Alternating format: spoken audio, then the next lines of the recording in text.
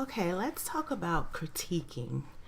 The point of this short lecture is to get you to understand how to critique effectively. I find that a lot of students don't know how to critique. They look at other people's work and basically they say they like it or they don't like it. And that's as far as they know as far as critiquing. And so I wanted to talk about that briefly. So as we move along in the semester and we start critiquing others' work, we'll know how to go about doing that. Okay. So let's start with the basic definition of critical. Critical has a negative connotation. When you think of being critical, you think of being negative about something. But in design, this is not the case. Okay? So let's look at two different definitions here. The first one is inclined to judge severely and find fault. And then the second one is characterized by careful, exact evaluation and judgment, a critical reading. What you want to do when offering criticism in design is live up to the second definition listed above. Characterized by careful, exact evaluation and judgment, a critical reading.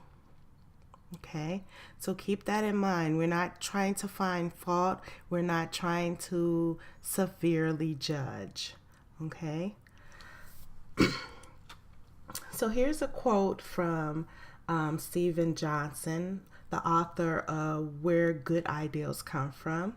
He says, oftentimes the things that turns a hunch into a real breakthrough is another hunch that's lurking in someone else's mind. Okay, so encouraging the overlap of ideals from multiple people, as in critiques, facilitate these breakthroughs. Okay, so keep this in mind. You know, sometimes we have a block, a design block or ideal block, and having constructive criticism can help this and break through this. And you build upon someone else's ideals or suggestions, and you become better at what you're doing. And that's our goal here. Okay, so let's just talk about some general goals of critiquing. First of all, you want to make suggestions. These suggestions are to make individual designers become better. You're not making an order. Your suggestion. Maybe you could change this to make this better. You're not giving an order. A second goal is everything should be conversational. And this is both giving and receiving. So if I'm critiquing your work, I should be very conversational about it. And when you're talking back to me about what I've said, you should be very conversational about it. So keep that in mind. And a third goal is to improve output. You don't want to hinder the process. So I talked about this last week or the week before last when I talked about when I'm critiquing your work or when I'm grading your work. I'm trying to improve your output, make you a better designer, not hinder the process. And this should be the same goal for us in class when we're critiquing each other's work. Okay, so here's some things that we should keep in mind when we're doing critiques. So the first one is to focus on the why. So you want to avoid generalizations like I like this or I don't like this or it's really nice unless you add the why. To be productive, the critique must explain why a person does not accept the solution being offered by the designer. The entire reason for A critique is our desire to analyze and debate the success of the design. So, in the analysis, participants need to determine what components are essential and how those components work together toward success or failure.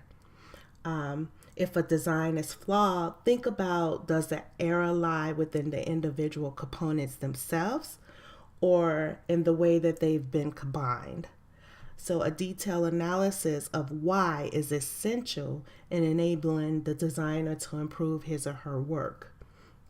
So, like I said, avoid statements like "I like this" without a why, or "I don't like this" without a why not. Also, avoid statements that refer to absolutes. So instead of make points that refer to goals of the design. So, for example, here's a bad example: "This sucks and it's ugly." You don't want to say that, of course. But what you could say is, well, if the goal is to make this feel friendly, black and flaming red doesn't convey that to me. Or another bad example would be, how could anyone figure that out? And a good way to say this is, I think there's something missing between step 3 and 4. It's not clear to me what the sequence of operation is. How do you expect people to know where to click? Okay, so you're still being respectful and you're saying how you feel, but you're also offering the why. And this helps a person to progress and make it better. Okay. Offer possible actionable solutions. So in your feedback, you might use a phrase like, "Here's an ideal," and then provide specific examples. Don't just say, "That font is not working well." You're going to say that font is not working well. You're going to say why, and then you're going to say, well, how about use a font such as whatever. Okay, so offer possible solutions. Number 3, try to respond to the work and the person as possible, if possible. And what I mean by that, a good critic responds to both the work and the person who made it. So we all know each other here. A lot of you known each other before you come into this classroom. You know people's personality. So while this is not always possible, try to recognize that some students are fragile and need support and encouragement to do their best work, where other students are bold and require blunt, strongly worded feedback to get them to shift their perspective. There are a variety of personalities and motivations and backgrounds and cultures of the designers to consider. So think about those things. You know, I may say to one person the same thing one way, and let's say a jokingly way, because I know they're a jokingly type of person, where I may not approach another person like that because they may get offended. So that's what I mean by try to respond to the work and the person if you possibly can. The 4th one is to use the hamburger method. So the hamburger method is, you try beginning with a positive, constructive comment on something that works really well in the design that's being critiqued. And then next, get to the meat, which of course is the constructive criticism. What could be improved? And then you end with another positive acknowledgement. So that's a good way to approach things, especially for beginning critiquers. But some dismiss this method as superficial candy coating, and it's also often called the shit sandwich. But candy coating isn't such a bad idea all the time. It helps the designer absorb negative feedback as long as the hamburger's buns are comprised of genuine, accurate observations The designers can benefit from receiving this feedback that addresses both what is and what isn't working in their design. So as long as you're genuine, it's okay to start with something good and then get to the constructive and then end with something good. So then in that case, it's not so much of the AKA shit sandwich. Okay. The fifth one is there is no universal measure of how good or bad anything is. Keep in mind the principles of good design when you're doing critique. And this is what I'll use when I'm analyzing and grading your own work. This is referring to universal good and bad.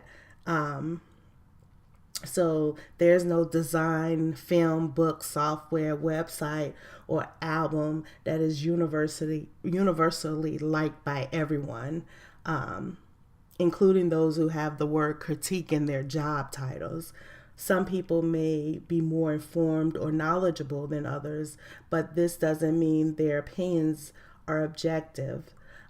This is to say, keep in mind the principles of good design when offering your constructive criticism. Okay, so if we keep with the principles of good design, you're more likely to be able to offer better criticism instead of being subjective about a design. Number 6, good and bad is not the same as what you like and what you don't like. So keep this in mind. So you must shatter the ideal that anything you like is good and anything you don't like is bad. If you can separate your personal preferences from more abstract analysis of a design, then you will rarely provide much useful feedback. Criticism is not about you, it's about the work you're viewing and the person that made it. Your personal preference only gets in the way of providing the work with useful information that the designer can use to make it better. So keep that in mind.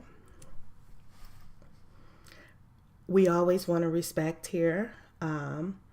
Offering criticism must be an act of respect, an act of communication with the intention of helping the other person do better work or understand their own work better. If you are shaping sentences and remarks to be snide, snarky, or sarcastic, the intention of being helpful is unlikely to be served.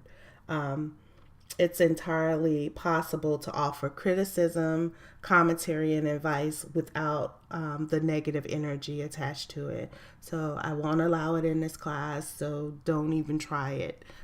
We always want to respect each other and respect each other's work.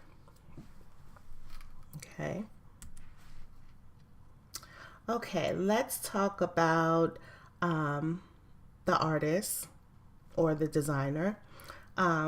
When you're up here showing your work, or you may be at your seat showing your work, you're going to briefly explain your work in general detail, concise, not overly verbose, just very straight to the point. So sharing your work at any stage can make you feel a little vulnerable, but discussing it leads to confidence in the design process. It presents a rationale for your design decisions that you've made. And just make sure you be concise in your explanation. You don't want to just ramble on to take up time. Okay. Listen with an open mind and avoid being defensive. It can be painful to hear critical or even negative comments about your work, but the most important thing you can do during the critique is listen. You want to be aware of all the different reactions people have to your work, both good and bad.